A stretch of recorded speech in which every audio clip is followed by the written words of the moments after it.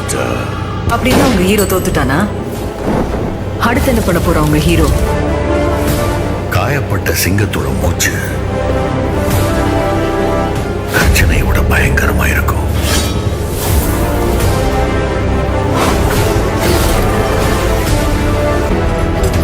கிளம்பிட்டான். அவனுக்கு போற பாதையை பத்தி தெரியாது, போய் சேர போற இடத்தை பத்தியும் தெரியாது, அதோட அமானுஷ்ய சரித்திரத்தை பத்தியும் தெரியாது. அந்த பாசத்துக்கெல்லாம் இடம் கொடுக்காத. இங்க அதுக்கெல்லாம் மதிப்பில்லை. நெஞ்சில போற இருக்கிறவனுக்கு அது ஒட்டமும்